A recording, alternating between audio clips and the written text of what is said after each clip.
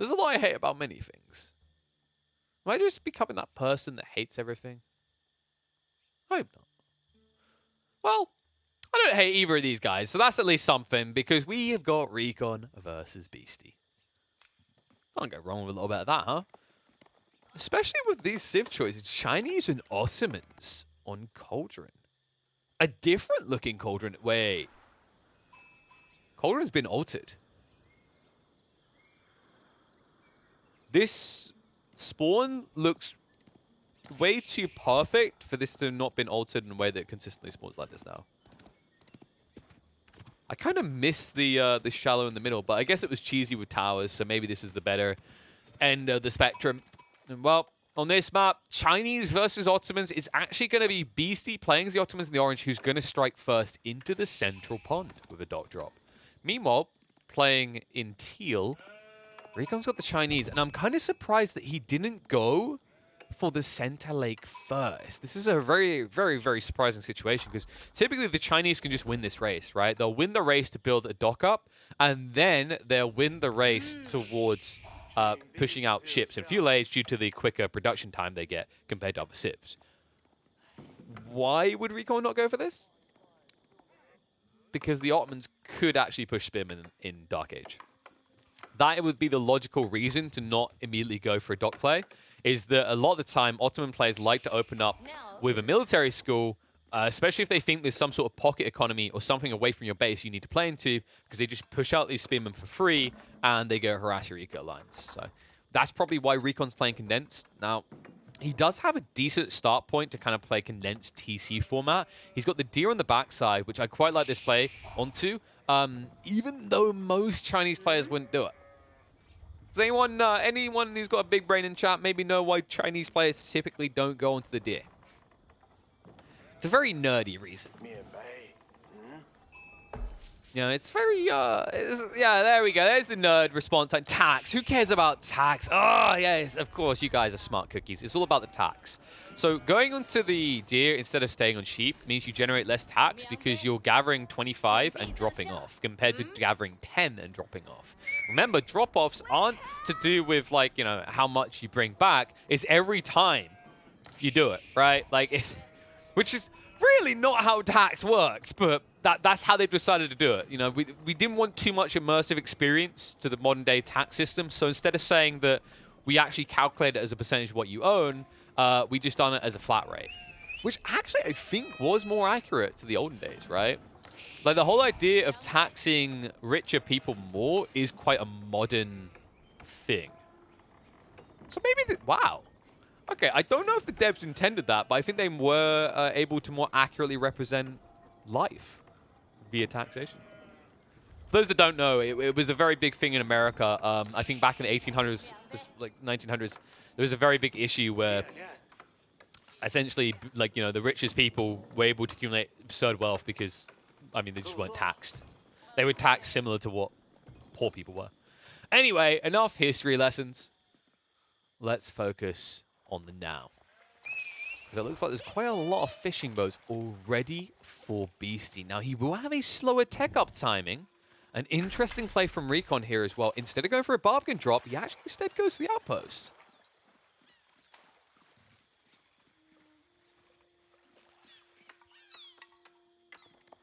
When villagers drop off res at the TC and no tax is generated, are they tax evading? It's actually our own fault because we didn't have an accountancy book in here. I mean, like let's talk about the real immersion issue here. Is it more believable that there's someone keeping track of tax in this building or this building? Because this building doesn't look like it's got an administrative arm to me. This building looks like it's probably got a nerd sitting in the back doing all the calculations. So yeah, I think immersion's been ruined. Let's not focus on the realism here. Everything's wrong. Outpost. Oh, but there's another thing that's not realistic, guys. How does he get an outpost up that quickly? Chinese efficiency, I guess. Decent positioning as well to be annoying for Beastie, but shouldn't stop him ultimately on this leg. And he already shifts the other side, so building up the dock. Now, remember, they did actually buff shoreline fish. The gathering rate got increased. I believe it went from, if I'm not mistaken, it was 0.66. They put it up to 0.75, I want to say off the top of my head. That was meant to be, especially for proper water maps where you're doing full naval warfare, it was meant to give like a soft reset if you got pushed back towards your shoreline. But on a map like Cauldron, that's going to be exploited to the fullest.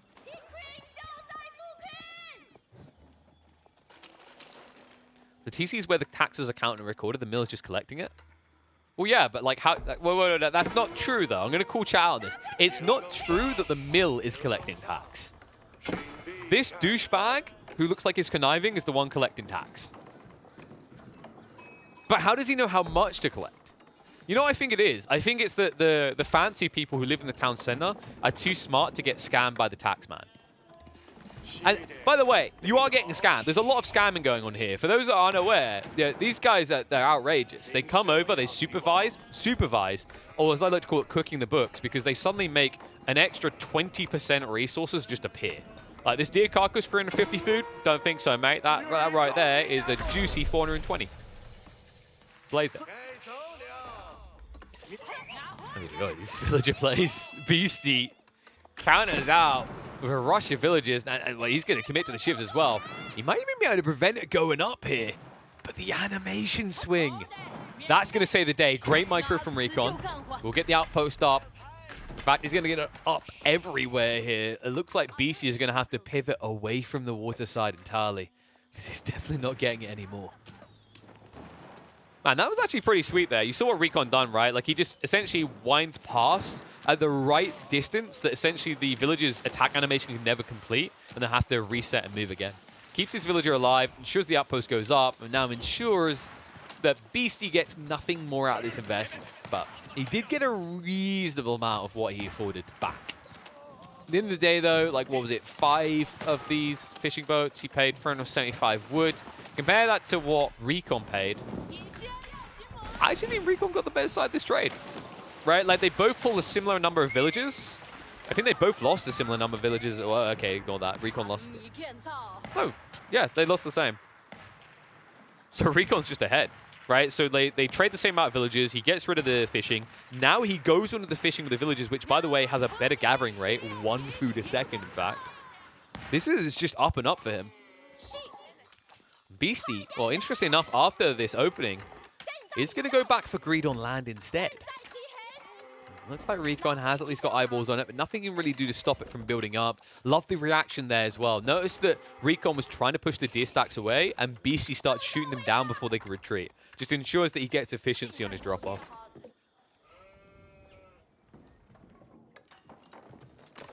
And yes, you guys went for the more serious conversation, just to round out that fort, because I don't think we made it clear. I thought you guys did, and you do pop up on the screen. The reason you do not go into deer typically as Chinese players is because you tax more gold on sheep or berries. So you tax 2.5 times more. Because you gather 25 food by default here, you gather 10 food by default on the sheep or the berries. That's why in the early days, people were really going deep into the numbers and being like, is it worth even getting wheelbarrow? Because I'll make less tax. And I believe Age of Noob done the numbers. He ran the numbers on this and said that the theoretical savings was so minuscule that it wasn't worth it. In fact, it might have worked out losing you resources instead of gaining you. Because although you tax more gold by not having wheelbarrow, the efficiency lost in terms of your walking speed and carry capacity in your villages just didn't make up for it. So get wheelbarrow for the love of God. Now, the reason Recon hasn't got it yet is because he's just funneling his resources elsewhere, but he should come back for it eventually. I hope. I just want to like emphasize a lot of the time when you see pros, like 20 minutes in, they still don't have wheelbarrow. You know, it might have been part of the build at 10 minutes in, but then when they kind of converted the build, it was more that they tend to kind of forget. I talked to multiple players, and it's kind of that feeling when you have a build order and that build order gets disrupted, it's very easy to slip and forget things. Like if you're a French player and you're used to getting wheelbarrow at 4 minutes, but something happens and you never got it, 10 minutes in, you still don't have wheelbarrow. That probably wasn't part of the plan. It's just eventually you clicked on the mill and went, oh, crap. Well, it's kind of an oh, crap moment actually for Recon. Because Beastie's going to have a better economy with this third TC. Now, remember, they did actually nerf the Song Dynasty build for the Chinese. While you do still increase the production rate of your villages, it's less than what it was before. So as you can see here, once he gets a Barbican, actually, it'll go down to 15 seconds instead of 13. Right now, he's actually just outright being beat. And I'm wondering if Recon has an intent to go for the Barbican or just an additional TC. In fact, looking at the positioning of his units and his resources, this is just a third TC over at the Boar and the Deer. Interesting. Now, he could have played Barbican. He could have had his value condensed at home. Okay, more interesting. It's not even going to be the TC where I was expecting. This is greedy, but not exploitative from Recon. He's feeling the paranoia. He's a little bit worried, clearly, about the Ottoman player having tempo aggression in the midfield in Fuel Age. So he's just playing at home. But by doing so, you're draining all your safe resources immediately, right? So then your villagers are going to spend a lot of time, your newly spawned villagers are going to spend a lot of time rushing out to new resources. Compared to the format that BC has going on, where as he drains the safe resources next to him, he'll be able to branch out. So like moving villagers from here to the Boar is going to be more efficient than if he was building them all at home and moving to the Boar. Same time, he's got these people that can push south side for the stone, the gold. I just like the TC placement better. Like, I think if you can get away with aggro TCs, you should take them. I think Recon's thought process here is like, he's playing against Ottomans, they're in Feudal Age, they're probably going to have units. And the sad reality is that if Recon had scouted their side, he would have seen a lack of units still, and probably could have gotten away with a more aggro TC drop. In fact, the best way he could have probably done this is a town center where the Barbican is, and the Barbican basically where the outpost is. Well, instead, just have to shortchange himself here. By the way, I should highlight that doing that reconnaissance I just mentioned is really easy at this point in the game because he didn't have Song. Remember, Tang Dynasty gives additional scout range, so it would have been very simple for him to just walk towards the base, see everything, and then back away. Beastie. Trying to carve territory. This is classic Beastie 101. He loves to do this in games. I'll take this chunk, you take that chunk, you know, we'll come back at a later time. Feels very confident about arriving at a later time. I wonder if he will just feel that way for very long, though. I imagine this is going to be a Castle Age into push, and the Castle Age is on the way. Recon even matching that timing, or at least being comparative, is surprising, considering he just went 3 TCs plus Song Dynasty. That's a lot of villages. We'll see if it actually works out for him. So I'm worried that his food sources could be a bit exposed here. Between Pumbaa and the Deer on the front side, a lot of your economy is out there, right, at risk. Another surprising detail is if you're going to play like the free TC format like this, why abandon the fishing? I think it once again comes back to the fact that Recon was expecting aggro in Feudal Age and didn't scout to confirm his fears. Tech up complete on both sides, but you can see BC is prepping for quite the push. Quadruple military school stables as well. I think we all know the signs of a knight military school build when we see it. So we will be investing those vizier points soon, I'm sure of it. So you can start recruiting knights and janissaries out of the military schools. Well, that could be worrisome for Recon on the other side. And what? I did not notice this. They changed the icon for Palace Guard. That looks very different to what I remember. I kind of like it. It's kind of cool. Kind of looks more like a spearman though. Like if I was a new player getting into the game and I saw that icon, I'd be like, oh yeah, it's like a spear. It's like an armored spear. It's not.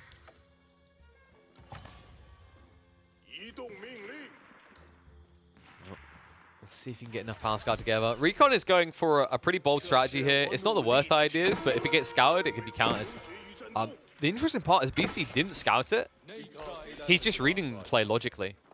He's going to crossbows already, which is a little bit surprising. I thought he'd just mass knights first, but Beastie, he just knows. It makes sense if you think about it for a few seconds though, right? Like, what's the most threatening thing you can encounter at this point in the game from the Chinese? It has to be Palace Guard.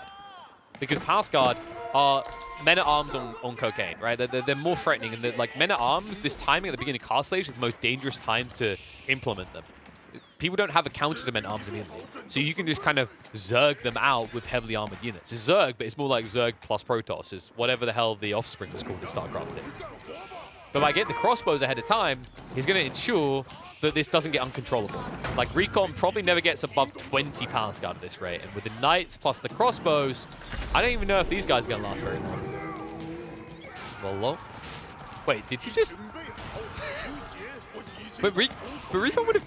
Okay, whatever. Oh, that's the worst feeling.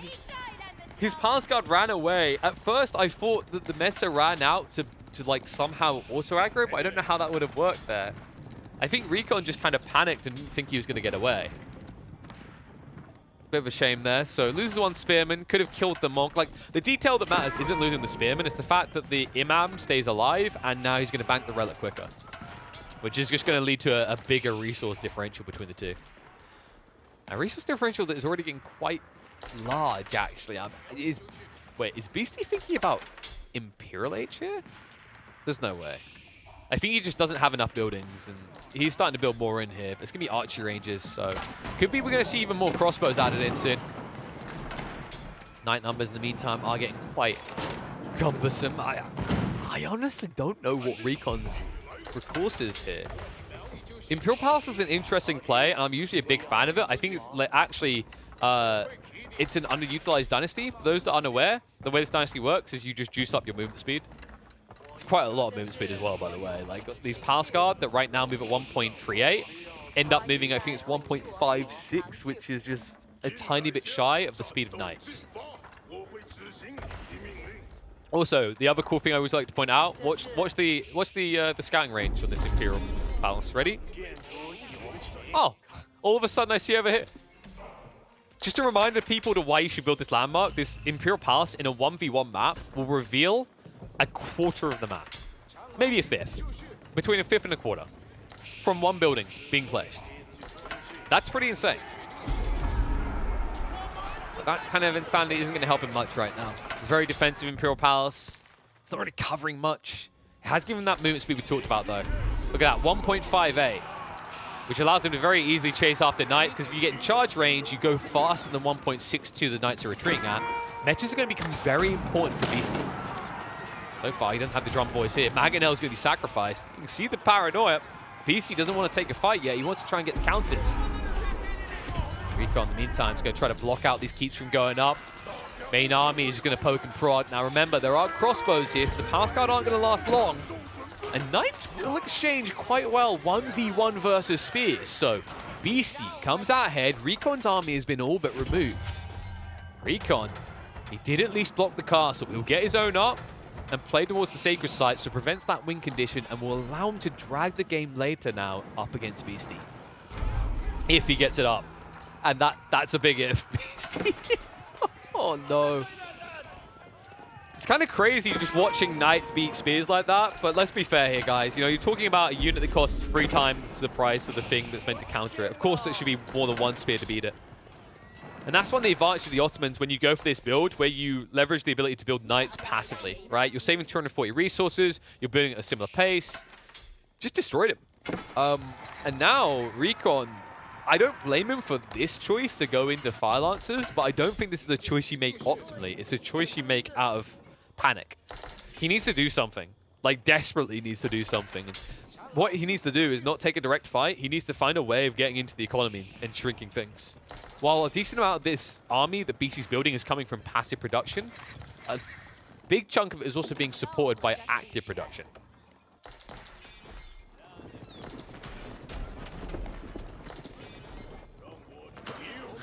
I'm not sure what he does, though, still. All I'm seeing is a Chinese player who's only now transitioning farms, and that's a very dangerous time to be assaulted here, folks. Beastie almost 2xing the size of Recon's army. He has the premium on his side. I mean, half of his army are Knights. And it might be good night, Sweet Prince, to a certain player in the teal. Imperial Palace being torched. Not really needed, though. Just needs to go deep in the economy. I love this from Beastie. Beastie, for those that don't know, is a vile Chinese player. One of the best. And he knows the key ingredient to Chinese success at this point is a thriving agricultural business. So he wants to try and dive in there. He's going to force a fight. Recon in the choke point. Means he can't access into the crossbows. This fight will benefit Beastie because of the way it's splitting up. Even on the defensive, Recon just doesn't have the edge. Most of his spears and power scarp are unable to assault straight away. Recon at risk of losing everything here, has to try and hold. Remember, Beastie is pushing more troops behind this. The crossbows and archers is what I'm looking at, because they'll easily just whittle away at the counter of the knights. And even though you've traded out most of the knights, these archers can now just dive into the economy. Wouldn't be surprised if that's going to be his next move. The drum boy as well. Like, you see the issue. Recon, when you play mass melee like this, you have no answer to metas. You have no answer to archer crossbow comps in your own base. Remember, the cool thing that you can do when you play range comps on the defensive is you can use your buildings as choke points. Goes the same on the aggressive. If your opponent is only producing melee units, you don't want to remain in the open battlefield. For a big stage fight, you want to dive into this messy skirmish inside the base. Just great identification by Beastie. Now giving him a ridiculous 10 military pop cap lead. Ecos of similar sizings as well. Remember, Sacred Sites, margin is with Beastie here, right? He's got 3 relics, 2 Sacred Sites, a lot of gold generation. Hasn't got the win condition ticking, but what he does still have are these raiders in the backside. Although they will eventually be cleared up with the Palace Guard, I can't ignore the military pop cap numbers. Like, this is just essentially going to be cheap army thrown away, premium army to replace. Meantime, that cheap army can take cheap shots at the villages. All right, who gets tilted when you lose villagers like this casual on the farms, right? It's annoying to lose villagers whenever, but anyone else is like, oh, man, I've got to remember to micro new villagers onto those farms. I can't be asked. Who's called a GG because of small moments like this? Be honest. I've had those type of moments in games before. I'm like, oh, I have to click a new army? Oh, don't want to do it. Huh. That didn't give a can't be asked feeling this might, though. Look at the knights. Oh, God, that's the freest nest of bees I've ever seen. Oh, no. I mean, there's just no way you can defend it. I'm very surprised Recon hasn't given up yet. He probably thought, like, oh, that slowed things down when I got rid of the army, but this is the annoying thing about the Ottomans. It's like, hey, we traded armies equally. Yeah, but we didn't, really, did we? Because you're going to rebuild part of that army for free. You probably already have. Get rid of Springle, but price is going to be high. Recon just losing more villies. He's playing triple TC Song Dynasty, so he can definitely afford to replace them. But there's no denying that Beastie's just getting a lot more out of the map. And remember, Beastie is on his way up into Imperial Age now with a Seagate Castle. Seagate Castle, for those that are unaware, as you can see, it creates this amazing aura that can be utilized by traders and trade chips to give them a 40% movement speed, which will be remarkably effective on this map where he's definitely not going to... I swear to God, if he trades on this map, I'm going to lose. For those that are unaware, Cauldron is not exactly usually a great map for trade. Because the neutral trade post is a third inward on the map. So even if you set up in the other corner, like, you're not getting maximum distance trade. But at this stage in the game, with that movement speed influx from Seagate Castle, it actually might be a viable strategy for Beastie. I don't think he needs to, though. This game doesn't feel like it should be going late enough for that to matter. My favorite one is when someone builds Seagate Castle and King of the Hill. For those that can't quite remember, King of the Hill doesn't have a neutral trade post. So really don't want to be building that Seagate Castle there. So army cleaned up again. But remember, for Beastie, this just ticks his box. Like, Beastie loves this type of game, the way this plays out. Drags you to the back of your base, dances you around your own territory, and then gets something out of it. Sometimes it's resources. Sometimes it's just overall carving a territory. Sometimes it's an Imperial Age completely free. In fact, he's so rich now because of the way he played this, he can almost afford Imperial Age again. Of course, you can't do that unless you're playing the Abbasids, but it just kind of puts into perspective how strong his economy is. Meanwhile, Recon, I just don't see a way he's ever getting in for this, right? If he can pop cap and Beastie doesn't push him, that could work. But Beastie is probably going to be pop cap in the next, I want to say, minute and a half. At which stage he should rush in. Especially this great bombard's being prepped. The Golden Knights also now upgraded. I mean, these things are just so impossible to penetrate.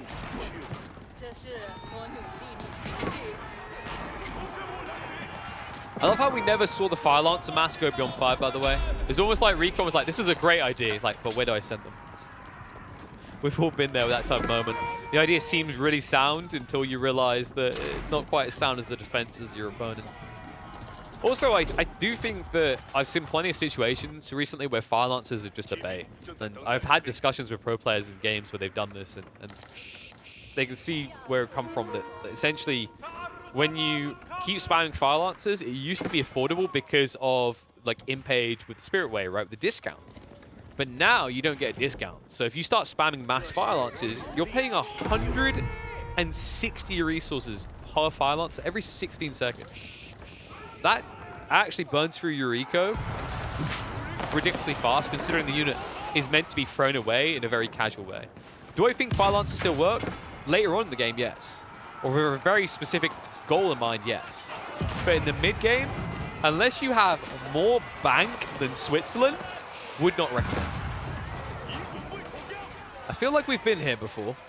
Although this time, more spears have arrived. So Recon, we're about to clean up the Knights. Kind of surprising how well that worked for him, right? Veteran spears versus elite Knights. You'd expect it to go better, but remember the last 2 times we saw this clash, Recon, half his army was not spears. It was, in fact, the Palace Guard. Well, the Great Bombards could be a great solution if BC can get enough of them. He's definitely working on that. Some decent damage out onto the buildings. It's going to start losing this one, though. Does what it can, but will ultimately go down. Things have been reset once more, but Recon, if he goes for this Imperial Age, is going to probably leave himself somewhat weak militarily. So needs to make sure he's ultra pop cap and probably has about 1,000 surplus food before he goes for it. Just in case there's a big fight that demands that he replaces his army instantly. And my oh my, these little raids from Beastie. Not today, bud. You know, it's got to be said, historically, the win percentages between these two players, like Recon loses 90% of these guys' matchups. Right, Beastie dominates him a lot of the time, and he's admitted that. Recon has said, you know, he's probably my biggest kryptonite. But because they play and practice together so often, these annoying little tricks that Beastie's known for, like raiding on the flanks, drawing you to the back, aren't going to be as impactful because Recon is going to be anticipating them ahead of time. And I love that from the way that he's kind of laid his base, right? This has become a military production area. His kind of exposed weak point. And by moving out this way, he's now covering where he needs to go for additional gold. Well, I wonder what Recon is planning, guys. Can you please make your wall, like, can you make your landmark choice more more obvious to us, Recon? I don't actually think it's possible to be more blatant about what you're doing here. Great Wall Gatehouse, of course, is going to start being built up. A bunch of villages in the meantime are going to be sacrificed. Now, Beastie, look at what he's done here. He's out-ecoing the Chinese. He's 160 compared to 130 pop cap. I think Recon was capping out at 140. And, you know, this seems kind of bad. Like, why is Beastie doing this? The reason he gets away with it is because he's just been producing a lot of cheap, fast units. So the whole idea is he just throws them away, they instantly replace. But he gains ground because things like Sipahi and Knights arrive fast enough. In fact, if you look at everything that he's producing in mass, it either has movement speed or it has production speed. Pretty cool way to approach this late game. But when you consider how never-ending the resource gains in Imperial Plus can feel, it actually is the right call. Recon at least get some sort of stability point here with the Gatehouse drop. And that is enough to convince BC it's over. He realizes Imperial versus Imperial is not something the Ottomans can do up against the Chinese. Thus he will give over. Great hold by Recon. A little bit surprising BC wasn't able to get more damage done here, but Recon, oh, he turtles up, he gets through the late game, and he comes out ahead. And, you know, just to kind of break down that at the end, like, it seems like a little bit of a haphazard GG. Why is he calling out there? Why is he not, like, making another assault? The game isn't over yet. From BC's perspective, there's nothing else he can do. Right? He had the right read to go up to 160 eco, but he hasn't transitioned trade, so he doesn't have infinite gold generation, which, in combination with the production speeds I was talking about, is another part of why he can't mass Knights anymore. I think he got caught off guard in that big clash near his 4 TC, where he lost all the Knights, because previous Knight fights, he'd come out ahead against Spears The problem is that Spears and Palace Guard were the reason he was winning before, right? Like, he wasn't counted as hard. But that final fight, and I say final fight, like the other ones after, that's the important one. The reason why that is such a dominant win for Recon is he just massive Spears. There's nothing but Spears in that mixer. And even though it's Imp versus Castle Age, it doesn't matter. That unit has enough bonus damage to see you out. From that point on, the map becomes budgeted, right? Like, there's not as much gold on Cauldron as people think. And unless you want to set up trade, which I kind of expected BC to do, but we mentioned why it's not necessarily totally feasible on that map, you don't have any infinite ceiling to speak of compared to the Chinese. So he doesn't waste any more time. You know, some people right in the chat, I say it feels weird surrender at 200. Think about it from BC's perspective. He's played this out a million times. He knows how the Chinese work. It's very kind of cut and dry. Just churns over and over again. No point wasting time with that. Like, the Ottomans have some potent times, but I think their ceiling is a little bit lower than other civs, because although you can keep producing units for free, you can't really match the economy or the options of the Chinese at that late phase of the game. Not if there's no exposed weak points. And Cauldron is kind of easy to defend at that stage of the game, as we saw from Recon.